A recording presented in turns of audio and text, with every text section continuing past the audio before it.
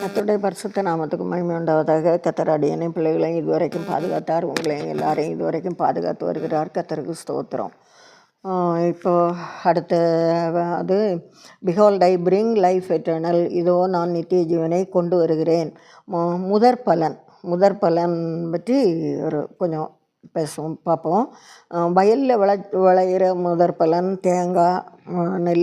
இப்போ நம்ம சர்ச்சிலெல்லாம் காணிக்க கொண்டு போகிறது நெல். வயல் அறுத்துட்டு வந்தோன்னா அதில் முதல்ல அளக்கிற நல்ல நெல். தேங்காய் வெட்டிட்டு வந்தோன்னா அதில் உள்ள நல்ல தேங்காயை பார்த்து 10-15 எடுப்பாங்க. காய்கறிகள், வாழைக்கொலை முதற் பலன் கர்த்தருடையது. அப்போ இதெல்லாமே கர்த்தருக்கு கொண்டு கொடுப்பாங்க. அப்போது எங்கள் தாத்தா இருக்க காலத்தில் வயல் அறுத்துட்டு வரும்போது ஒவ்வொரு வயலும் சூடு அடிக்குமா எங்கள் தாத்தா தான் அளப்பாங்க. அப்போ முதல்ல சர்ச்சுக்கு காணிக்க கொடுக்கறதுக்கு முதல்ல 3 மரக்காலோ 5 மரக்காலோ 7 மரக்காலோ அப்படி ஒரு கணக்கு வச்சுருப்பாங்க. அதுக்கு 2 பெட்டி. நானும் எங்கள் தம்பிகிட்டையும் என்கிட்ட, நாங்கள் சின்ன பிள்ளைகள். அப்போ எங்கள்கிட்ட தான் அதை எடுத்து வீட்டில் கொண்டு போகிறதுக்கு தந்து விடுவாங்க. அப்போ அப்படி அளந்து தந்து விடுவாங்க. அடுத்தாலே எங்கள் தாத்தா செய்கிறது. ரெண்டாவது எங்கள் சொந்தக்காரங்களில் ஒருத்தங்க கொஞ்சம் கஷ்டப்பட்டாங்க. அப்போ அவங்களுக்கு எங்கள் தம்பிக்கிட்ட நீ அள்ளி எடுடான்னு சொல்லுவாங்க. அதை அளக்க மாட்டாங்க. எங்கள் தம்பி அள்ளி எடுப்பான், நானும் சேர்ந்து அதை தள்ளி அள்ளி கொடுப்பேன். அவனால் எவ்வளவு சுமக்க முடியுமோ அதை கொண்டு கொடுக்க சொல்லுவாங்க. அப்படி ஒரு உதவி செய்வாங்க எங்கள் தாத்தா. அந்த மாதிரி. இப்போ முதற் பலன்னு சொன்னால், நம்ம இப்போ உலகத்துல எல்லாம் எவ்வளவோ விளையாட்டுகள்லாம் இருக்குது. பந்தாட்டம் இருக்குது, கிரிக்கெட் இருக்குது, கபடி இருக்குது, சின்ன சின்ன விளையாட்டுகள், என்னெல்லாமோ விளையாட்டுகள் இருக்குது. ஒவ்வொரு ஊர்லேயும் ஒவ்வொரு மாதிரி விளையாட்டு இருக்கும். நாங்கள் சின்ன பிள்ளைகளெல்லாம் விதவிதமாக எங்கள் ஊரில் உள்ள விளையாட்டெல்லாம் விளையாடி இருக்கோம். அப்போ அப்படியே அந்த ஸ்டேஜ் ஒரு ரொம்ப சந்தோஷமான ஒரு நாட்களாக இருந்துச்சு. இப்போ பிள்ளைகள் அப்படியெல்லாம் விளையாடலை. இப்போ எல்லா வீட்லேயும் டிவியும், வீட்டு பிள்ளைகளை வெளியிலே பார்க்க முடியல. அவங்களுக்குள்ள ஹோம்ஒர்க்கை செய்ய எது முடிக்கே 10 நாள் வேணும். அந்த மாதிரி அது புஸ்தகம் சுமக்கிறதும் பாடம் படிக்கிறதும் அந்த மாதிரி. இப்போ அந்த பழைய கல்ச்சர், பழைய பழக்க வழக்கங்கள் எல்லாமே இப்போ மாறி போச்சு. ஒரு விளையாட்டில் முதல்ல ஓடி வந்தவங்களுக்கு தான் ப்ரைஸு.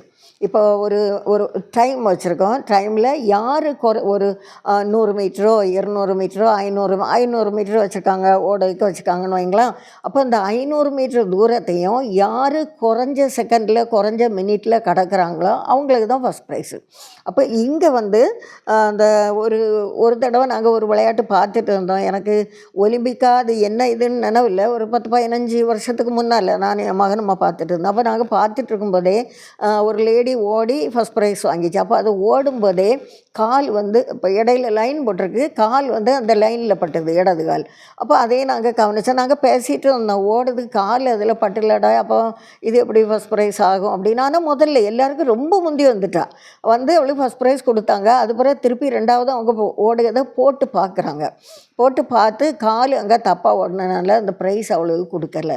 அப்போ அதில் உலக பிரகாரமாக உள்ள ஒரு விளையாட்டில் ஒரு தப்பு பண்ணுனா அவங்களுக்கு ப்ரைஸ் கிடையாது. பிறகு இன்னொரு புக்கில் நான் படித்தேன். மூளை வளர்ச்சி இல்லாத பிள்ளைகள், இப்போ அது முகம் ஒரு மாதிரி இருக்கும், கையை ஒரு மாதிரி செய்யும், கால் ஒரு மாதிரி செய்யும். இப்படி ஒரு 8 பிள்ளைகளை இதுக்கு விட்ருக்கு, ஓட்ட பந்தயம். அவங்களுக்கு யார் முதல்ல வராங்களோ அவங்களுக்கு ஃபஸ்ட் ப்ரைஸ்ன்னு விட்ருக்கு. அப்போ அந்த 8 பிள்ளைகளும் ஓடுது. ஒவ்வொன்று நம்ம ஓடும் மாதிரி அதுக்கு ஓடாதில்ல, தப்புன்னுட்டு அப்படி ஒவ்வொன்றும் ஒவ்வொரு மாடலில் ஓடுது. அப்போ ஓடி வரும்போது ஒரு பிள்ளை கீழே விழுந்தோடனே மற்ற பிள்ளைகள் எல்லாம் சேர்ந்து அந்த பிள்ளைய தூக்கி விட்டு, அது பிறகு தனித்தனியாக ஓடலை, எல்லாம் ஒன்றுக்க தோளில் ஒன்று கையை போட்டுட்டு 8 பிள்ளைகளும் சேர்ந்து ஓடி அங்கே போய் சேர்ந்து 8க்கும் ஃபஸ்ட் ப்ரைஸ் கொடுத்தாங்க. அப்போ அந்த என்ன மனசு பாருங்க, அறிவு இல்லை மூளை இல்லைன்னு சொல்லும். ஆனால் அந்த நேரம் அவள் கீழே விழுந்தவா சங்கடப்படக்கூடாதுன்னு சொல்லிட்டு அவளை எழுப்பி விட்டு அவளும் சேர்ந்து 8ம் சேர்ந்து தோளில் கையை போட்டுட்டு ஓடி அங்கே முதல்ல போய் யார் சொல்லி கொடுத்தா அதுகளுக்கு? உண்மையாக அதை வாசித்து எனக்கு ரொம்ப நாள் ஒரு மாதிரி சங்கடம் மனசுக்கு. என்ன ஒரு அன்பு அந்த பிள்ளைகளுக்கு. யாருக்கு ஒவ்வொரு பெற்றோருக்கு பிள்ளைகள் கூட பிறந்ததும் கிடையாது. ஆனாலும் அது கீழே விழுந்தோன்னா அவள் சங்கடப்படக்கூடாதுன்னு அழகாக கூட்டி கொண்டு அவளை எல்லாரும் சேர்ந்து எல்லாருக்கும் ப்ரைஸ் கொடுத்தாங்க. எல்லாருக்கும் அப்படி ஃபஸ்ட் ப்ரைஸ் கொடுத்தாங்க. அந்த மாதிரி அது அதுகளுக்கு ஆச்சுது. அப்போது அது எல்லாம் சேர்ந்து ஓடிச்சு. ஆனால் முதல்ல உள்ளது தப்பாக ஓடுனதுனால உங்களுக்கு ப்ரைஸ் கிடைக்கல. யார் குறைஞ்ச செகண்டில் ஓடுறாங்களோ, குறைஞ்ச செகண்டில் ஒரு தூரத்தை கடக்குறாங்களோ அவங்களுக்கு தான் ஃபஸ்ட் ப்ரைஸ் ஒரு ஓட்டப்பந்தயத்தில். என்னாகமம் 3:13 முதற் பேரானவை கர்த்தருடையவை. எதுலேயும் முதற் பேர் வந்து ஒரு விளையாட்டுலேயும் சரி, ஒரு வீட்டிலையும் சரி, ஒரு விளைவுலையும் சரி, எதுனாலும் முதற் பலனெல்லாம் யாருக்குள்ள தான் கர்த்தருக்குரியது. அப்போது முதற் பேரை பாதுகாக்க ஆண்டவர் வந்து முதல்ல என்ன செய்தாருன்னா, இஸ்ரவேல் ஜனங்களை மீட்டு கொண்டு வரும்போது தான் அந்த முதற் பலன், முதற் பேர், அந்த பேரெல்லாம் அதில் வரும். அப்போ அதில் இவங்க வந்து எகிப்து தேசத்தில் 430 வருஷம் இருந்தாங்க. முதல்ல நல்லா இருந்தாங்க. பிறகு இவங்கள அடிமைகளாக்கி நிறைய வேலையெல்லாம் இவங்கள வச்சு செய்ய வச்சாங்க. எல்லாம் செய்துட்டும் சரியாக அதுகளுக்கு சாப்பாடு கொடுக்காம, சரியான பொருட்கள் கொடுக்காம, வேலை வாங்கி ரொம்ப அடித்து உபத்திரம் பண்ணாங்க. அப்போ இவங்களுக்கு கூக்குரல், இப்போ அடியெல்லாம் பட்டு வலிக்கும்போது அழதானே செய்வாங்க. அவங்க கூக்குரல் வந்து தேவனுக்கு கேட்டு தேவன் மோசேயை அனுப்புவார். மோசே அங்கேருந்து அவங்கள மீட்டு கொண்டு வரக்கு வேண்டி பார்வோன்கிட்ட பேசி பார்வோன் விடலை. 10 வாதையை அனுப்புவார். திருப்பி தலைப்பிள்ளை 10வது வாதை வந்து முதற் பலன், அங்கே உள்ள முதற் பலன் எல்லாம் சாகும். அந்த மாதிரி ஒரு அதுக்கு அந்த சாகும். செத்த பிறகு இவங்க வந்து இவங்கள விட்டுருவாங்க அப்படின்னு ஆண்டவர் சொல்லுவார். அப்போ இவங்க வீட்டு முதற் பலனை பாதுகாக்க 9 வாதைக்கும் இஸ்ரவேலருக்கு தனியாட்டுக்கு ஒரு சட்டமும் ஒன்றும் இல்லை. இவங்க சும்மா தான் இருந்தாங்க. ஆனால் இவங்க கூடாரத்தில் பேனோ, வண்டோ, ரத்தமோ, தவளையோ ஒன்றும் இல்லை. அப்படி ஆண்டவர் சும்மா பாதுகாத்தார். 10வது வாதைக்கு எப்படின்னா, ஒரு ஆட்டுக்குட்டி, ஒரு வயசான ஒரு ஆண் ஆட்டுக்குட்டி எடுத்து அதை அறுத்து அந்த இரத்தத்தை கதவு நிலையிலையும் மேல் சட்டத்துலேயும் பூசணும்னு சொல்லுவார். மேல் சட்டத்துலேயும் பூசிட்டு அந்த வீட்டில் இருக்கணும். அப்போ அவங்க வந்து அந்த ஆட்டுக்கை எலும்பை முறிக்கக்கூடாது. அதை முழுசாகவே வச்சு அதை சுட்டு சாப்பிடணும். வேவிக்கக்கூடாது, பொரிக்கவும் கூடாது, சுட்டு சாப்பிடணும் அப்படின்னு சொல்லுவார். அப்போ அதே போல் இவங்க செய்தாங்க. இவங்க வந்து பாதுகாத்துக்கிட்டாங்க. அது அந்த சங்கார தூதன் அங்கே வந்து எல்லாரையும் முதற் பேர், மிருகத்துக்கு முதற் பேர், ஒரு வீட்டில் அம்மாவும் அப்பாவும் தலைப்பிள்ளைன்னா 2ம் செத்துருக்கும். வீட்டில் மூத்த பிள்ளையும் செத்துருக்கும். இல்லை அவங்க அம்மாவோ அப்பாவோ யாராவது ஒரு ஆள் மூத்த பிள்ளைன்னா அதுகளும் செத்துருக்கும். அப்போ ஒரு வீட்டில் எத்தனை மரணம்னு ஒரு கணக்கு கிடையாது. அந்த மாதிரி ஒரு பிள்ளை மட்டும் உள்ள வீடுகளில், ஒரு தலைப்பிள்ளை மட்டும் உள்ள வீட்டில் ஒரு மரணம், 3-4 பேர் இருந்தால் அவ்வளோ பேரும். அப்போ அந்த மாதிரியெல்லாம் மரணம் சம்பவிச்சு தான் இஸ்ரவேலரை தேவன் வந்து மீட்டு கொண்டு வருவார். அப்போ இவங்க புறப்பட்ட பிறகு, இவங்க அங்கேருந்து வந்த பிறகு பார்வோன் வந்து மனம் மாறி இஸ்ரவேலை பார்வோனும் அவன் வீரர்களும் பின்தொடர்ந்தார்கள். அப்போ இவங்க வந்து அவங்களோட தலைப்பிள்ளையெல்லாம் செத்து இவங்கள ஆண்டவர் மீட்டு கொண்டு வந்து வனாந்தரத்தில் வராங்க. திருப்பி இவங்கள செங்கடல் வழியாக வழி நடத்துகிறாரு. அப்போ அந்த செங்கடலை பிளந்து இவங்க நடக்கிறாங்க. பார்வோன் யாத்திராகமம் 14:6-7 பார்வோன் தன் ரதத்தை பூட்டி தன் ஜனங்களை கூட்டிக் கொண்டு பிரதானமான 600 ரதங்களையும் எகிப்தில் உள்ள மற்ற சகல ரதங்களையும் அவை எல்லாவற்றுக்கும் அதிபதிகளான வீரரையும் கூட்டிக் கொண்டு போனான். அப்போ என்ன, பார்வோன் தன் ரதத்தை பூட்டி, பார்வோனும் போகிறான் அவனுக்கு ரதத்தை பூட்டி, பிறகு தன் ஜனங்களை கூட்டிக் கொண்டு, ஜனங்களில் உள்ள பலசாலிகள் ஜனங்களை கூட்டிக் கொண்டுனாக்க இருக்குது, எவ்வளோ ஜனங்கள் போனாங்கன்னு தெரியல. அப்போ அந்த ஜனங்கள் எல்லாம் கூட போகிறாங்க. ஜனங்கள்ட்ட கொஞ்சம் பலசாலிகள், சண்டை போடக்கு சக்தி உள்ளவங்க போயிருப்பாங்க. ஜனங்களை கூட்டிக் கொண்டு பிரதானமான 600 ரதங்களையும் எகிப்தில் உள்ள மற்ற சகல ரதங்களையும், அப்போ எல்லா ரதமும் போயாச்சு, அவை எல்லாவற்றுக்கும் அதிபதிகளான வீரரையும் கூட்டிக் கொண்டு போனான். இவ்வளோ பேரும் சேர்ந்து இஸ்ரவேலரை பிடிக்கிறதுக்கு போகிறாங்க. அப்போ போன பிறகு கூட்டிக் கொண்டு போனால் எல்லாமே செங்கடலில் மூழ்கி போச்சு. அப்போ எல்லாம் செங்கடலில் மூழ்கி அவ்வளோ பேரும் முதற் பலன் முதல்ல போச்சு. திருப்பி இருக்க பலசாலிகள், ரதத்தில் உள்ள அதிபதிகள், எகிப்தின் ராஜா பார்வோன் எல்லாமே செங்கடலில் முங்கிட்டாங்க. அப்போ இது என்னன்னு சொன்னால், இஸ்ரவேலில் இருக்க பிள்ளைகளை பிறந்த உடனே நைல் நதியில் போட சொன்னான். அப்போ நைல் நதியில் போட்டால் நைல் நதியில் நல்ல தண்ணி குடிச்சு தான் அந்த பிள்ளைகள் செத்துது. ஆனால் இவனுங்களை ஆண்டவர் எங்கே கொண்டு முக்கினார்? உப்பு தண்ணி. நீ என் பிள்ளைகளை நல்ல தண்ணியில் போட்டு கொல்ல வச்சால, நீ உப்பு தண்ணி தின்னு சாவுன்னு ஆண்டவர் இங்கே கொண்டு வந்துட்டார். அப்போ இப்படி அவங்க எல்லாம் செத்து போனாங்க. அப்போ இவங்க வந்த பிறகு, இஸ்ரவேலர் வந்த பிறகு எகிப்தியர் வந்து இவங்க வீடுகளை சுற்றி பார்த்துருப்பாங்க. பார்த்தா இவங்க சட்டத்தில் ரத்தம், மேல் சட்டத்தில் ரத்தம், வாசலில் பக்கம்லாம் ரத்தம், அப்போ மேலே தெளிக்கிறது கீழெல்லாம் சிந்தி இருக்கும் அந்த ரத்தம். இதெல்லாம் பார்க்குறாங்க. அப்போ என்னவோ இவங்க செய்திருக்காங்களேன்னு.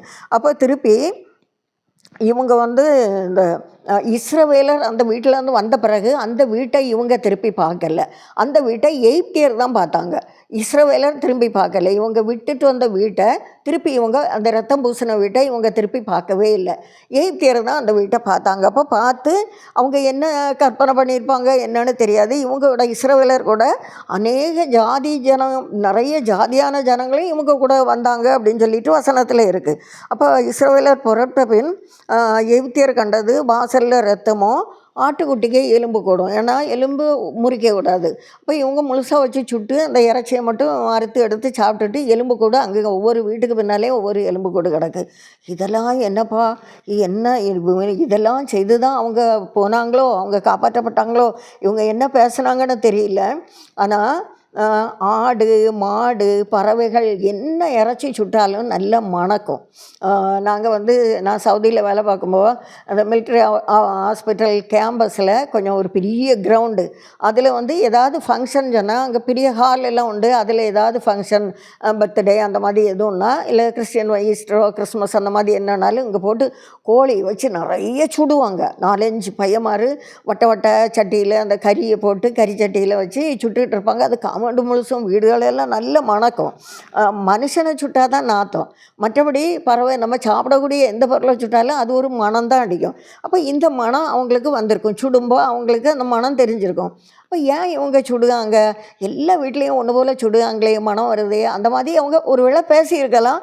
ஆனால் அது என்னத்துக்கு என்னன்னு இவங்ககிட்ட கேட்கவும் இல்லை. அப்படி கேட்டிருந்தாங்கன்னா அவங்களும் தப்பியிருப்பாங்க. ஆனால் அந்த மாதிரி ஒன்றும் நடந்ததாட்டும் பைபிளில் இல்லை. அப்போ திருப்பி இந்த மனம் வந்த பின்னையும் அவங்க கவனிக்காத எகிப்தியர் போகும் வழியில் இவங்க இஸ்ரவேலர் வர வழியில் தான் ஆண்டவர் என்ன கொடுக்குறாரு, பிரமாணங்களை கொடுக்குறாரு. அதுக்கு பிறகு தான் சர்வாங்க தகன பலி, பாவ நிவாரண பலி, குற்ற நிவாரண பலி, நிறைய பலி சொல்லார்.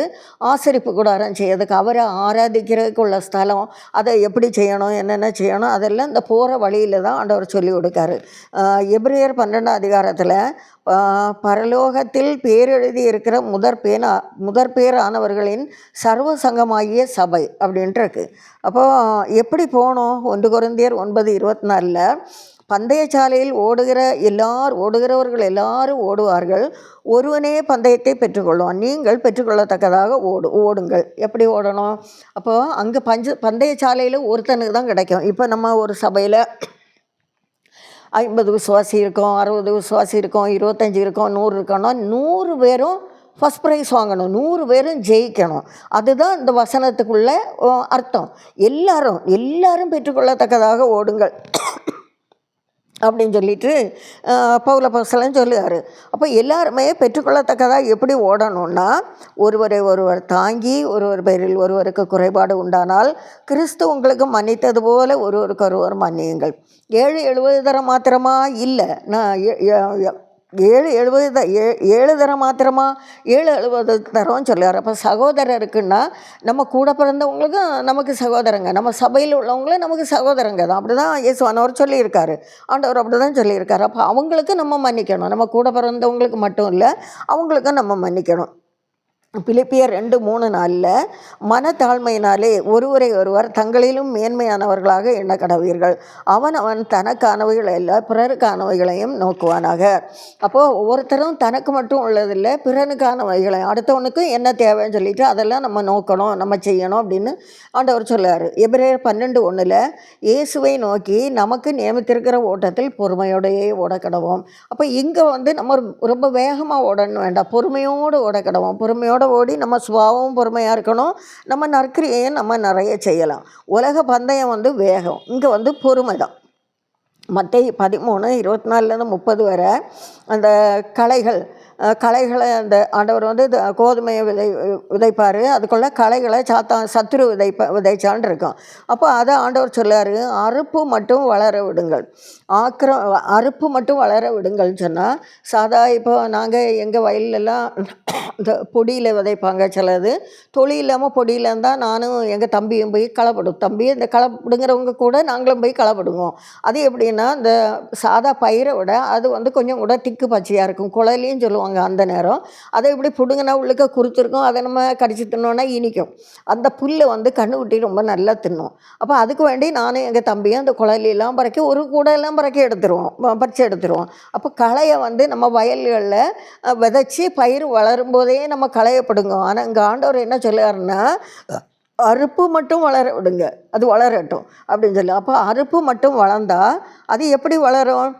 ஒரு களை வயலில் நிற்கும்போ அது வந்து அந்த வயலில் உள்ள தண்ணியை அது குடிக்கும், போடுக உரத்தை அதுவும் எடுக்கும், பயிருக்கு தான் போடுகிறது, ஆனால் அதுவும் எடுத்துக்கிடும். அப்போ அதுக்கு வேலை என்ன? திருட்டு வேலை.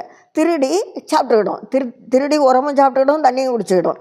அப்போ அதுக்கு அது என்ன அர்த்தம்னு சொன்னால், நிறைய பேர் அந்த ஐபிசிலேயும் சரி, அசம்பிளி, சட்டக்காடு கொஞ்சம் சபைகளில் முன்னால் ஒரு 80 அந்த டைம் 1980 82க்குள்ளே கொஞ்சம் சம்பவம்லாம் நடந்துச்சு. கொஞ்சம் பேர் இந்த அவங்கவுங்க ஊழியம் செய்த சபையை அவங்க பேருக்கு மாற்றிக்கிட்டாங்க. அது எப்படி மாற்றினாங்கன்னு தெரியல.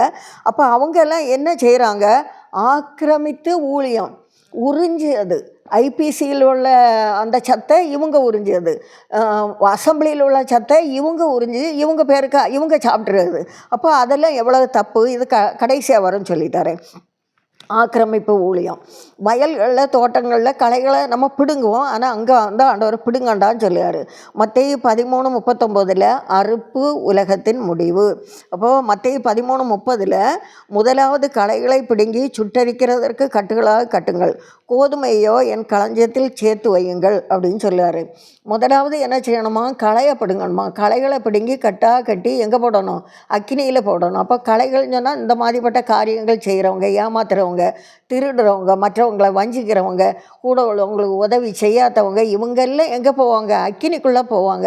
அங்கேயே அக்கினி அவியாமலும் புழு சாகாமலும் இருக்குன்றிருக்கு. அது எந்த மாதிரி அக்கினின்னு தெரியல. அப்போ ஐஸ்வர்யவானும் லாசரும் அந்த சம்பவத்தில் ஐஸ்வர்யவான் இங்கே நரகத்துக்குள்ளே இடந்துட்டு, ஆண்டவரே லாசரு ஒரு விரலுக்கு நுனியை தொட்டு என் நாக்க குளிர பண்ணட்டுன்னு சொல்லார். அந்த அளவுக்கு தண்ணி இல்லாமல் ஒரு சூடான ஒரு இடமாக்க நரகம். அப்போ அந்த இப்படி ஏமாத்துறவங்கள வஞ்சிக்கிறவங்களெல்லாம் முதல்ல எங்கே போடுவாங்க? கட்டி அங்கே போடுவாங்க. வெளிப்படுத்தல் 14:4 இவர்கள் மனுஷரில் இருந்து தேவனுக்கும் ஆட்டுக்குட்டியானவருக்கும் முதற் பலனாக மீட்டு கொள்ளப்பட்டவர்கள். அப்போ நம்ம வந்து ஆண்டவருக்கு பிரியமாக ஜீவிச்சு கற்பனைகள் கட்டளைகள் எல்லாத்துக்கும் நம்ம கீழ்ப்படிஞ்சு ஜீவிக்கும்போது நம்மெல்லாம் யார்? ஆட்டுக்குட்டியானவருக்கும் தேவனுக்கும் ஆட்டுக்குட்டியானவருக்கும் முதற் பலனாக மீட்டு கொள்ளப்பட்டவர்கள் தான் நம்ம. அந்த பாக்கியத்தோடு நம்ம ஜீவிக்கணும். இப்படி மீட்கப்பட வேதம் வாசித்து ஜெபித்து நற்கிரியைகளை செய்ய வேண்டும். அப்போ இந்த மாதிரி நம்ம மீட்கப்படணும்னு சொன்னால் நம்ம என்ன செய்யணும்? பைபிள் வாசிக்கணும், ஜெபம் பண்ணணும், நற்கிரியைகளை செய்யணும், ஆண்டவர் பிரியமாக ஜீவிக்கணும், மற்றவங்க மேலே அன்பாக இருக்கணும், சகோதரர்களை நம்ம வஞ்சிக்கக்கூடாது, சகோதரர்கள்ட்ட அன்பாக இருக்கணும். இந்த மாதிரியெல்லாம் நம்ம செய்யும்போது நித்திய ஜீவனு போகலாம். இதெல்லாம் செய்யாமல் இருந்தால் நித்திய அக்கினி தான். பரலோகத்துக்கு போகாத எல்லாருமே நித்திய அக்கினிக்குள்ளே தான் போவாங்க. நித்திய நரகம்தான். அது வந்து ஒரு நாள் முடியாது அந்த அக்கினி, அந்த மாதிரி போகும். அப்போ அந்த மாதிரி போகாமல் நம்ம ஜீவனை பாதுகாக்கணும்னா நம்ம என்ன செய்யணும்? பைபிள் வாசிக்கணும், ஜெபம் பண்ணணும், நற்கிரியை செய்யணும். Behold I bring life eternal, BIBLE Bible. இதோ நான் நித்திய ஜீவனை கொண்டு வருகிறேன். ஆமீன்.